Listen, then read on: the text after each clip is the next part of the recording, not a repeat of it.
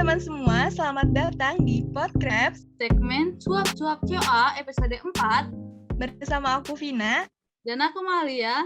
Selamat menyaksikan. Halo teman-teman, selamat datang di Podcast Cuap-Cuap COA.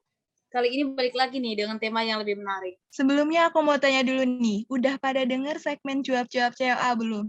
Yang temanya itu tentang program pengabdian masyarakat bareng IGAF IPB loh.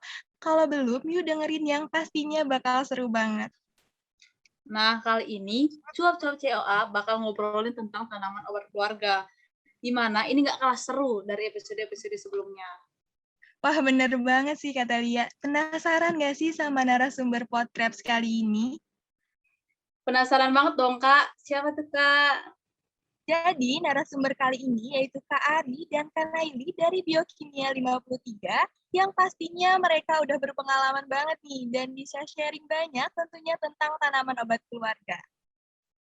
Nah, sebelum kita mengulik lebih dalam nih tentang tanaman obat keluarga, lebih baik kita kenalan dulu nggak sih, Kak? Bener banget tuh kata Lia. Sebelum masuk ke topik hari ini nih, enaknya kita kenalan dulu kali ya, supaya makin akrab gitu loh. Soalnya, tak kenal maka kata sayang. Kalau nggak sayang, gimana mau cinta? Apalagi kalau nggak cinta ya kan, gimana mau jadian? Tapi jangan terlalu cinta juga, nanti kalau dianggap cuma temen kan sedih. Aduh, maaf nih jadi kebawa suasana. Oke, boleh dari Lia dulu kali ya. Oke, Kak. Halo, nama aku Malia Papilia dari Biokimia Angkatan 56. Dan halo semuanya, nama aku Vina Oktavianti dari Biokimia Angkatan 55. Oke, karena kita udah kenalan nih. Mungkin langsung aja nih dari Kak Ari dan Kak Nelly. Mungkin dari Kak Ari dulu boleh nih. Gimana nih kabarnya, Kak? Iya, alhamdulillah kabarnya baik-baik aja sih. Terus gimana nih kabar teman-teman COA nih? Baik dong, Kak. Kabar kita nih semangat nih. Dari Kak Nelly gimana, Kak? Ya, halo semuanya. Apa kabar? Alhamdulillah, aku lagi di Dramaga nih, lagi ada urusan di SSC. Alhamdulillah keadaan sehat, keluarga sehat. Semoga teman-teman juga sehat semua ya. Amin. Amin. Alhamdulillah ya semuanya. Sehat semua ya, Kak. Ini dari Kak Vina nih, langsung pengennya nggak sabar nih nanya Kak Nelly nih kayaknya nih. Ya, alhamdulillah ya semuanya dalam keadaan sehat. Sebelumnya makasih banyak nih buat Kak Ari dan Kak Naili yang sudah bersedia hadir di podcast Cuap-Cuap COA kali ini. Wah, keren banget gak sih narasumber kita kali ini? Jadi narasumber kita, Kak Naili sama Kak Ari ini adalah alumni Biokimia Angkatan 53 yang kebetulan penelitian tugas akhirnya ini cocok banget nih sama topik hari ini. Wah, aku kepo banget nih tentang topik penelitiannya dari Kak Naili, yaitu etnofitomedika. Nah, sebelum kita masuk ke topik tanaman obat keluarga nih, aku mau nanya dulu dong Kak dikit, boleh nggak jelasin tentang tentang etnofitomedika itu apa sih Kak? Wah, makasih pertanyaannya.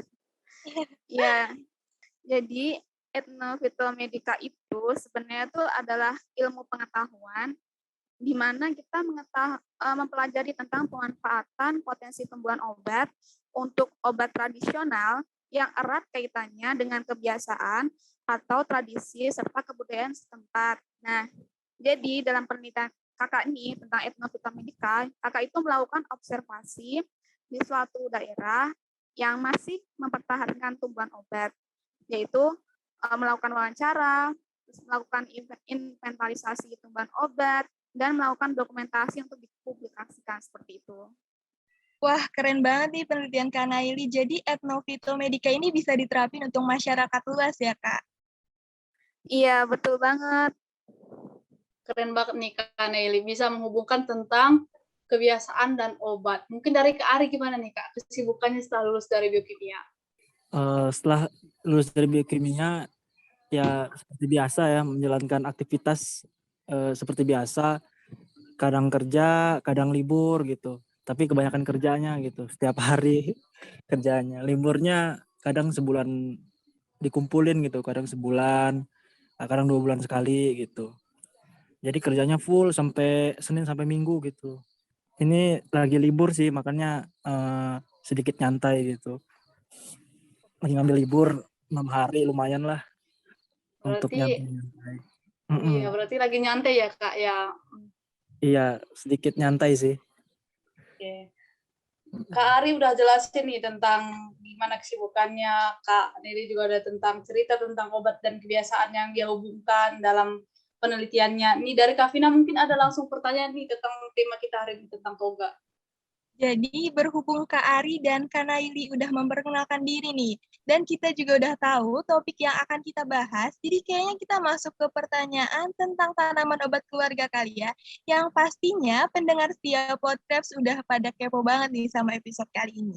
Aku mau nanya dong Kak sama Kak Naili, tentang apa sih Kak tanaman obat keluarga itu?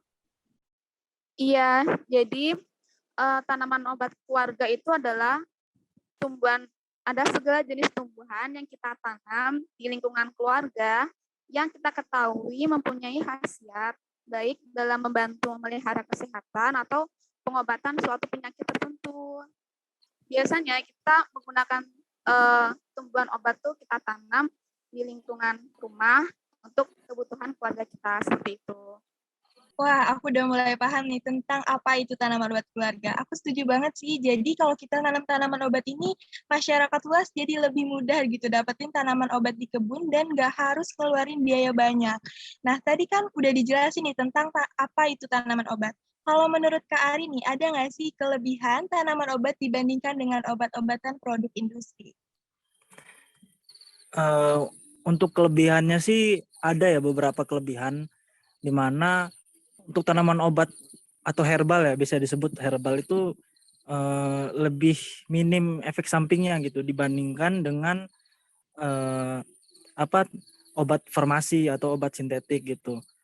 Nah, namun kelebihan itu bukan suatu bukan suatu yang harus dibanggakan juga, karena obat sintetik atau farmasi maupun herbal itu sama-sama berguna gitu untuk kehidupan sehari-hari, dan itu juga pemakaiannya itu bisa tergantung kondisi kita sih gitu. Misalkan nih contohnya kalau misalkan kita luka gitu ya, nah biasanya obat herbal itu efeknya itu lama gitu ke penyembuhan lukanya gitu kan.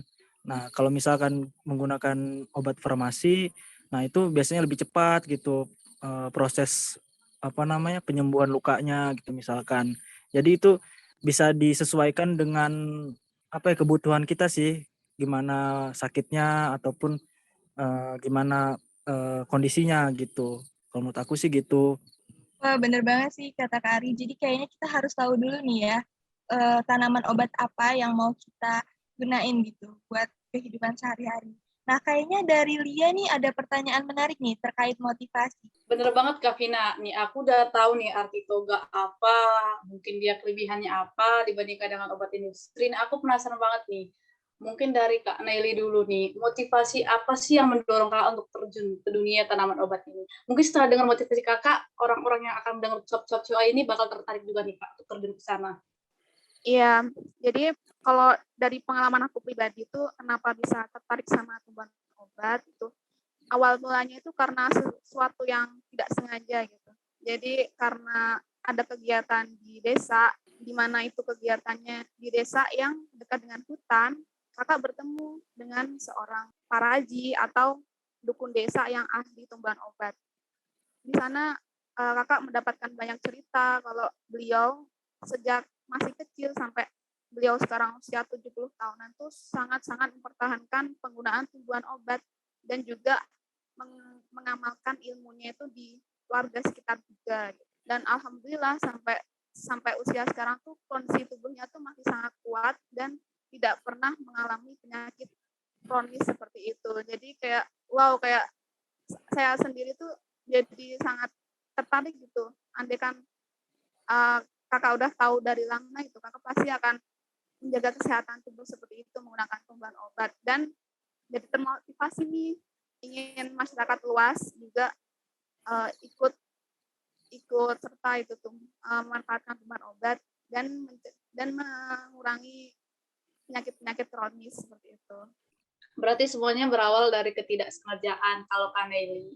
Dari Kak Ari gimana nih? Kalau Kak Naili kan dari ketidaksengajaan. Kalau Kak Ari mungkin dorongannya apa? Biar terjun ke dunia tanaman obat. Dorongannya sih kalau aku sih dari kesengajaan ya. Karena kan gini, awalnya itu karena aku itu asli dari Banten dan itu banyak gitu orang-orang di daerahku, di kampungku itu masih banyak menggunakan tanaman obat gitu. Karena di kampungku itu jauh untuk akses ke rumah sakitnya gitu, lumayan jauh sih. Jadi kadang tuh dokter itu nggak laku malahan kalau di kampungku tuh, yang laku itu mantri kadang-kadang tuh. Malah orang sakit berobatnya ke bidan gitu kan. Jadi lebih orang-orang tuh lebih sering menggunakan tanaman obat. Nah, terus karena waktu itu penelitian aku kan tentang ini juga ya, tentang herbal itu bisa dikatakan apa namanya, penelitian empiris lah gitu dari daun sirih merah. Dan ternyata dari daun sirih merah itu banyak khasiatnya gitu. Pertama bisa penangkal radikal bebas, kemudian sebagai pencegahan Alzheimer gitu, dan masih banyak sih khasiat-khasiatnya kalau misalkan bisa dibaca di jurnal gitu. Nah, terus kebetulan tuh waktu itu sempat ketemu sama Naili. Nah, Naili tadi tuh katanya kan lagi penelitiannya tentang etnofitomedika gitu ya. Jadi kayak observasi di mana menyamakan antara lapangan dengan literatur gitu. Nah, di situ saya tertarik gitu kan. Oh, gimana kalau misalkan kita buat ini gitu, buat kampanye tentang penerapan tanaman obat keluarga gitu, supaya orang-orang daerah perkotaan ataupun apa ya, kaum muda itu lebih mengenal gitu tentang tanaman obat keluarga gitu. Jadi nggak terlupakan gitu.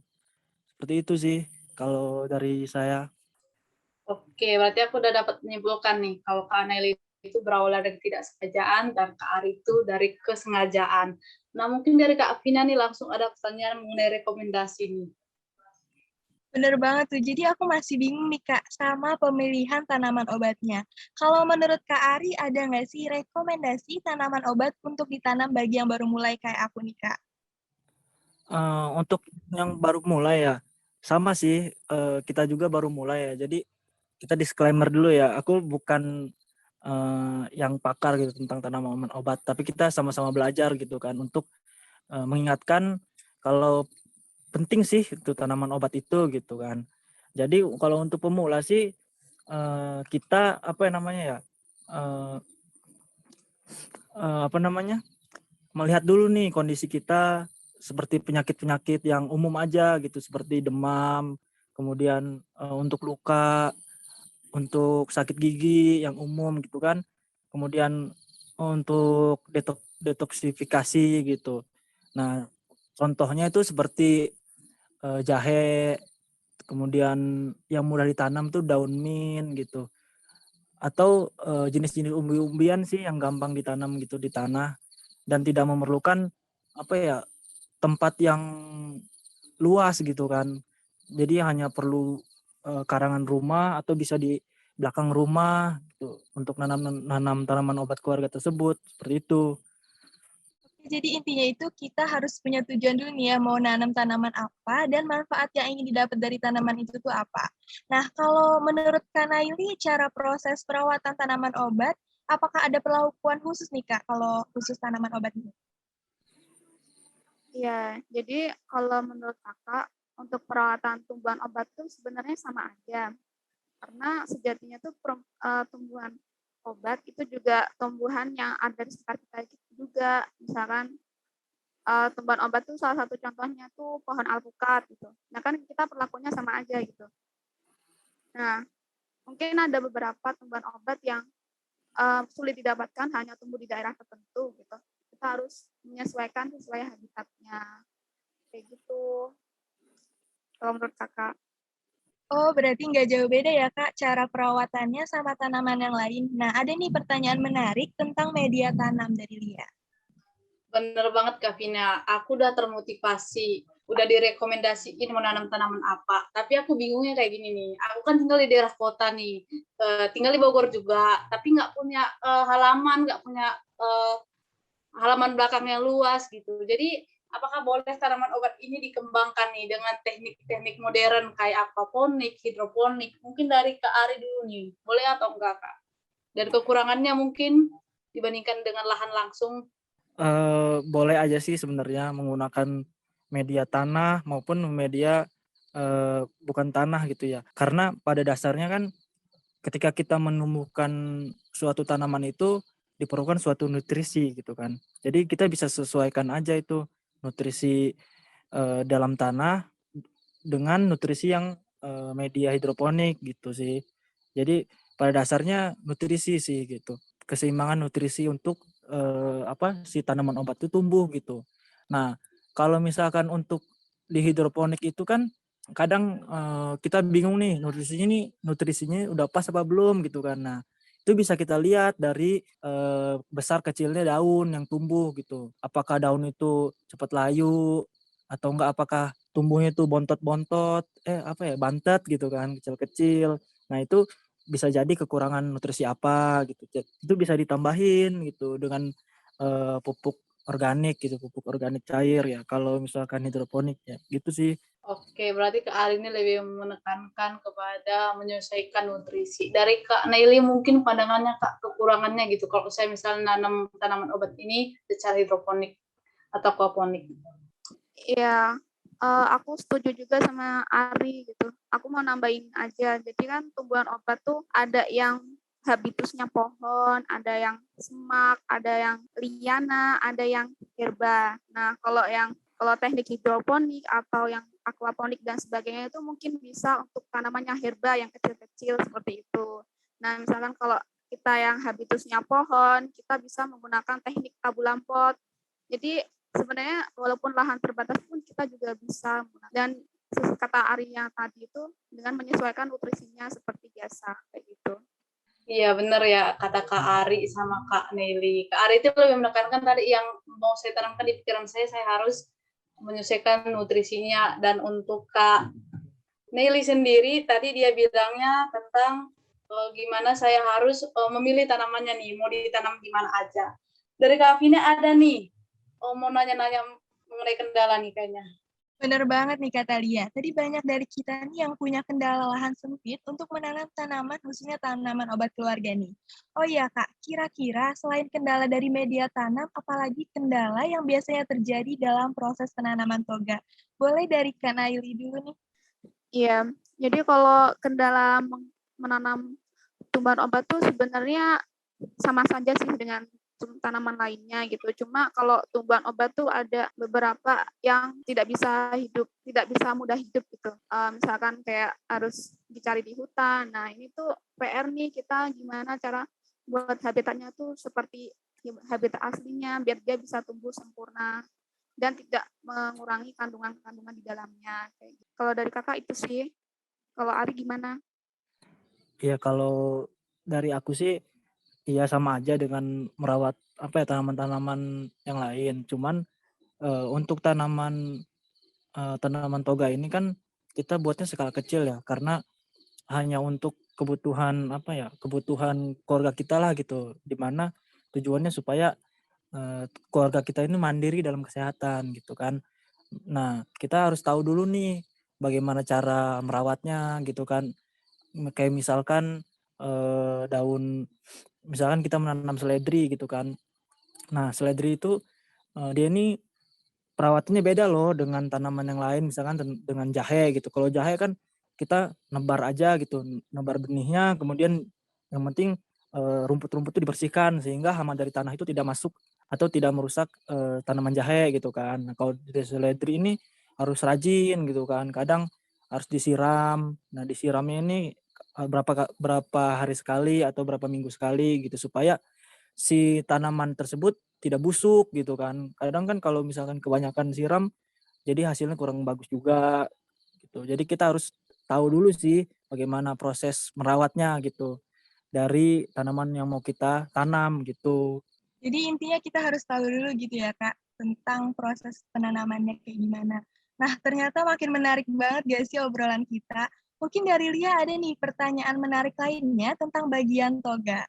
Nah, bener banget Kak Vina. Karena aku ini dulu daerahnya dari Sumatera juga, Sumatera Utara, dan aku cuma taunya itu sirih. Sirih itu diambil daunnya, itu aja. Tanaman toga yang lain aku nggak tahu. Makanya aku mau nanya nih sama Kak Ari dulu nih. Biasanya toga itu diambil bagian apanya, Kak? Yang berkhasiat banget gitu. Yang berkhasiat banget itu tergantung sih. tergantung kita mau ngambilnya bagian apa gitu. Dan itu bisa kita lihat di literatur gitu ya. Tergantung jenisnya juga. Misalkan untuk tanaman yang jenisnya umbi-umbian itu bisa kita ambil umbinya gitu.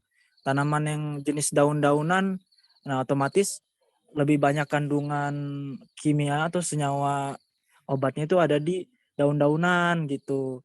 Jadi kita tahu dulu nih senyawa yang terbanyak itu ada di mana, bisa kita cari di literatur gitu, di literatur yang ada. Karena kan banyak ya jenis tanaman obat, bisa dari jenis buah-buahan, bisa dari jenis sayur-sayuran maupun dari umbi-umbian gitu loh. Seperti kayak misalkan buah kapulaga itu biasanya biji kapulaganya yang dijadikan obatnya gitu, untuk obat diabetes, kolesterol seperti itu. Jadi macam-macam sih, nggak hanya daun aja, bisa biji, bisa umbi, bahkan bisa kulit gitu kan. Kayak misalkan minyak kayu putih gitu. Kan itu dari kulitnya gitu kan ya, disaring dijadikan diekstrak untuk mendapatkan minyaknya gitu. Seperti itu. Berarti bermacam-macam nih, tergantung yang mau kita ini. Mau nanya nih sama Kak Naili, tadi kan Kak Ari udah jelasin bahwa setiap tanaman obat itu daunnya bisa diambil atau batangnya. Ada nggak sih Kak tanaman obat yang hampir semua bagian tanamannya itu bisa dimanfaatkan gitu Kak?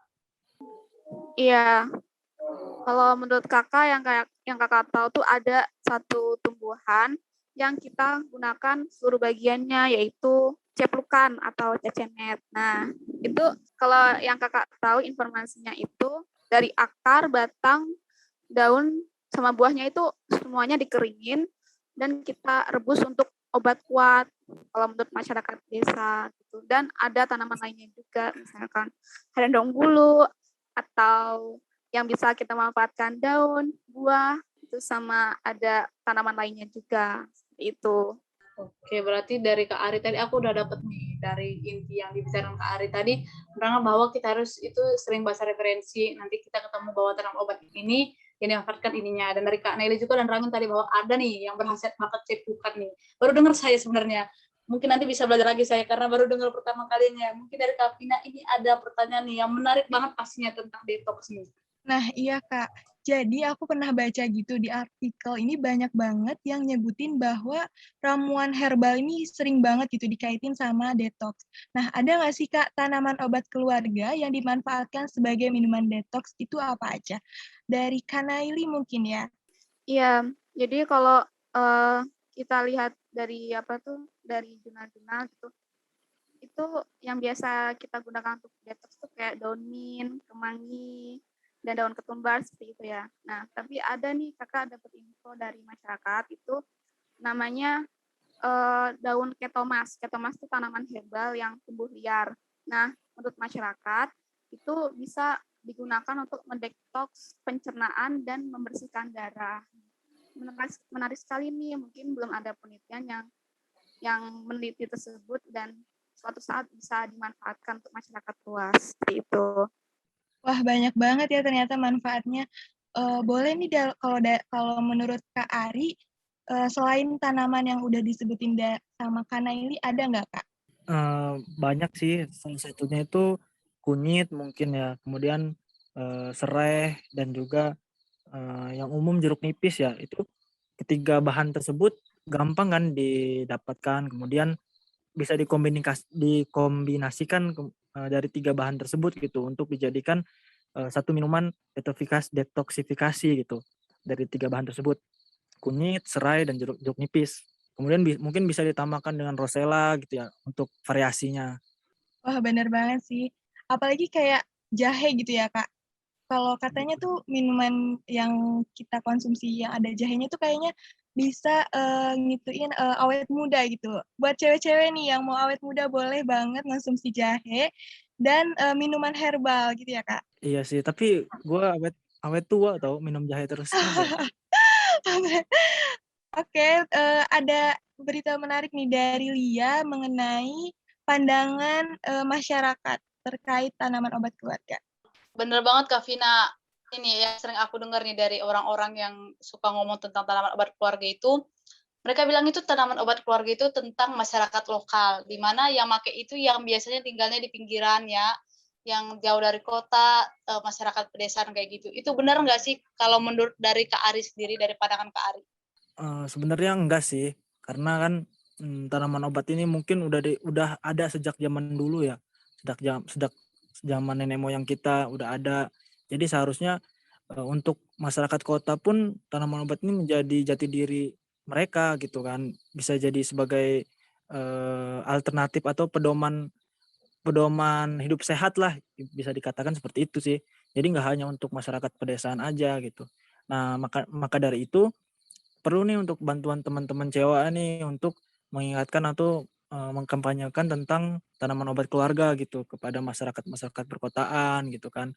Karena kan dengan menggunakan tanaman obat keluarga tersebut kita nggak perlu susah-susah tuh nyari obat. Kalau misalkan sakit gigi ya udah sedia nih di depan rumah ada daun apa gitu kan.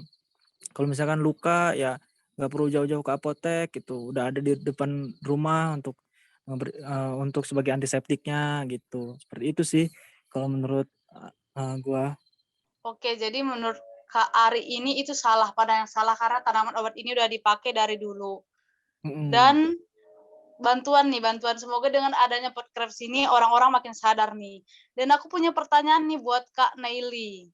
Apakah mungkin nih Kak suatu saat nanti tanaman obat keluarga ini bisa bersaing mungkin dengan tanaman obat kimia dan dijadikan lahan bisnis yang besar? Iya, kalau menurut kakak itu untuk suatu hari nanti tumbuhan obat itu bukan jadi akan saingan dengan pengobatan modern ya, tapi kita akan lebih berseimbang lah, saling menyeimbangkan gitu. Jadi kita juga mengonsumsi tumbuhan obat, jadi kalau kita sakit berat atau yang sudah tidak bisa disembuhkan dengan tumbuhan obat, kita juga tetap harus beralih ke pengobatan modern seperti itu. Dan untuk bisnis menurut kakak itu akan menjadi sebuah bisnis yang bagus itu. Apabila kita bisa melibatkan masyarakat dan memanfaatkan kekayaan alam yang ada gitu. Karena kita bisa juga mensejahterakan masyarakat juga dan mensejahterakan masyarakat kota untuk mendapatkan tumbuhan obat dengan mudah. Seperti itu. Oke, berarti boleh nih nanti dijadiin lahan bisnis yang luas dan bisa juga dari Kak Ari bilang tadi kita bisa luruskan nih pelan-pelan pandangan masyarakat. Nah, mungkin dari Kak Vina ada nih pertanyaan seputar yang lagi marak-maraknya COVID-19 kayak gitu terus. Kak Vina. Bener banget tuh kata dia. Jadi kan kita udah hampir 2 tahun nih ya di era pandemi seperti ini. Banyak banget gitu info tentang minuman atau makanan herbal tertentu ini dapat mencegah atau menyembuhkan COVID-19. Nah contohnya tuh kayak jamu-jamuan yang populer di masyarakat. Nah kayak di daerah rumah aku nih Kak, banyak banget tentang info kalau empon-empon itu dapat melindungi tubuh dari COVID-19. Kalau menurut pandangan Kak Ari terkait hal tersebut bagaimana nih Kak? Apakah itu benar atau enggak? Jadi kalau menurut pandangan gue sendiri sih, kalau dikatakan benar sih karena belum tentu benar ya. Namun bisa dikatakan benar karena sudah banyak terbukti kan. Kalau misalkan suplemen-suplemen dari herbal tuh bisa membantu penyembuhan dari COVID gitu. Nah, kenapa dikatakan tidak benar itu? Kenapa tidak dikatakan belum benar? Karena sampai saat ini kan belum ada uji klinisnya ya tentang herbal tersebut yang dapat mencegah COVID-19 gitu kan. Namun banyak penelitian secara in silico ya, bioinformatika itu yang merujuk bahwa senyawa aktif pada suatu tanaman obat tradisional itu atau herbal bisa apa ya, berikatan dengan protein virus COVID-19 gitu. Itu. Jadi apa ya, bisa dikatakan bahwa si empon-empon tersebut bisa mencegah COVID-19 gitu dengan cara peningkatkan imun di tubuh kita gitu. Jadi bukan penghambat COVID-19-nya gitu karena belum ada uji klinisnya gitu kan. Tapi dengan cara memberikan bantuan imun lah sebagai imunodulator gitu di tubuh kita seperti itu. Bener banget sih, supaya kita nggak salah nangkep info nih. Kayaknya kita harus tahu kali ya tips cara memilah info fakta atau mitos di era pandemi ini terkait tanaman obat. Kalau menurut Kak Naili gimana nih cara memilah fakta dan mitos terkait tanaman obat keluarga? Iya, jadi yang pertama tuh kita harus mengetahui sumber informasi tersebut. Jadi harus terpercaya seperti itu. Jadi jangan gampang termakan hoax yang ada di internet atau apa gitu. Kita harus membuktikannya dengan jurnal-jurnal yang udah ada gitu. Seperti yang kemarin itu yang empon-empon katanya bisa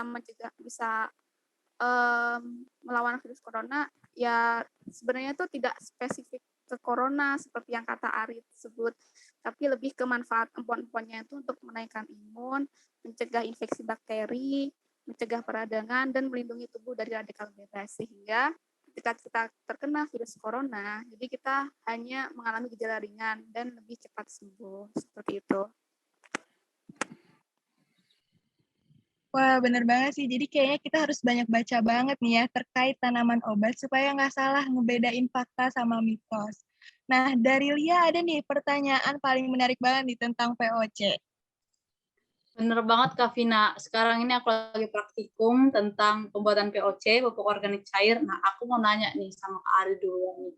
Boleh nggak sih POC ini diterapin ke tanaman obat keluarga? Dan apa sih kekurangannya kalau dibandingin dengan pupuk-pupuk kimia biasa gitu, Kak? Kalau menurut aku sih bisa-bisa aja ya diterapin di penanaman tanaman obat keluarga gitu. Karena kan POC tersebut suatu bahan nutrisi juga kan untuk tanaman gitu. Jadi bisa diterapkan di ketika kita menanam tanaman obat seperti itu. Nah, untuk kekurangannya mungkin diperhatikan bahan dasar pembuatan POC-nya seperti itu. Apakah dia kekurangan atau kelebihan nutrisi, karena kan kedua hal tersebut bisa menyebabkan malnutrisi gitu ya bagi tanaman gitu. Jadi nggak hanya manusia aja tuh yang malnutrisi, tanaman juga bisa kekurangan nutrisi maupun kelebihan nutrisi. Dan itu tidak baik seperti itu. Kalau misalkan dibandingkan dengan pupuk kimia, nah kalau misalkan tujuan kita itu untuk pengobatan ya sebaiknya kita menggunakan pupuk organik aja gitu, karena supaya ya lebih lebih pertama ya lebih hemat, kemudian lebih sehat gitu untuk kitanya sendiri seperti itu. Berarti harus mempertimbangkan gitu, Kak. Apakah dia ini kelebihan nutrisi atau dia malah kekurangan nutrisi. Dapat Ya, banget nih. Nanti saya terapin nih. Soalnya saya lagi buat dari kulit jeruk nih, pupuk organik cairnya. Mungkin dari Kak Naili nih, kekurangannya apa sih Kak? Biar nanti kalau saya tahu nih kekurangannya apa, nanti pas prakteknya saya bisa nih langsung menutupi kekurangan-kekurangan itu. Jadi kalau menurut kakak sih mungkin kekurangannya gimana kita bisa menyeimbangkan nutrisinya untuk tumbuhan obat tersebut ya. Tapi di sisi lain tuh menurut kakak lebih banyak kelebihan yang bisa kita dapatkan gitu ketika kita menggunakan pupuk organik cair.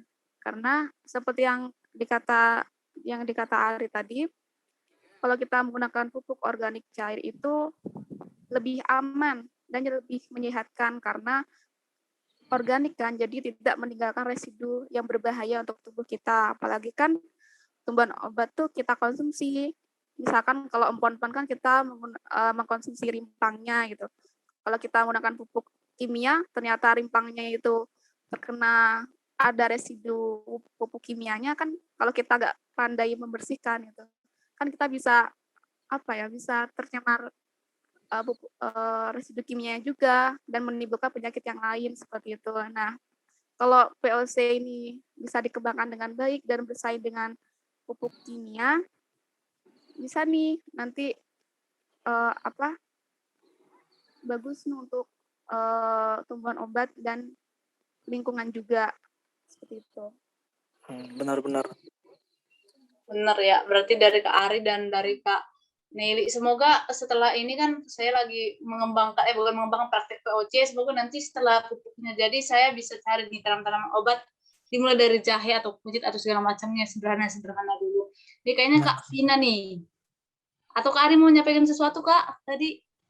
Enggak sih, lanjut aja. Oh, nggak, soalnya Kak Vina mau menyampaikan sesuatu yang kayaknya gimana Kak? Wah, bener banget sih kata Lia. Kayaknya kita habis ini bakal nanam tanaman obat kali ya. Wah, sayang banget Kak, waktunya udah mau habis aja nih. Padahal masih banyak pertanyaan yang belum ditanya ini. Mungkin boleh nih closing statement dari Kak Ari dan Kak Naili terkait tanaman obat keluarga. Boleh mulai dari Kak Ari dulu. Oke. Jadi untuk teman-teman pendengar Podkrebs ya, Podkrebs. Nah, mari kita lestarikan tanaman obat keluarga karena tanaman obat keluarga itu sangat penting untuk di kehidupan sehari-hari gitu. Selain bisa memenuhi kesehatan keluarga mandiri, bisa juga mempercantik mempercantik lingkungan gitu supaya lebih asri seperti itu. Terima kasih. Kalau dari Kak Naili gimana nih Kak, closing statement-nya? Iya, buat teman-teman podcast ini mau ingetin, sebenarnya Indonesia tuh kaya loh, kita tuh punya banyak jenis tumbuhan di Indonesia ini. Jadi kita sebagai generasi penerus bangsa Indonesia, kita tuh harus bangga dan melestarikan kekayaan alam kita. Semangat, terima kasih. Oke, Kak Ari dan Kak Nelly, makasih banget. Closing statement-nya bagus banget tentang melestarikan dan kita ini kaya. Sedih banget ya Kak Vina ya, Kak Vina. Iya, Iya iya. nih, sedih banget. Tapi nggak apa-apa, nggak usah sedih. Oh ya, kebetulan ini episode terakhir kita di Cuap-Cuap COA. Yeay! Yeay, Makasih tepuk banyak tangan. udah jadi pendengar setia Cuap-Cuap COA sampai episode terakhir ini. Semoga episode kali ini bisa bermanfaat buat pendengar setia Podcast yang baru mau menanam tanaman obat keluarga pastinya.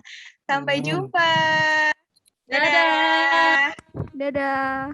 Dadah semuanya.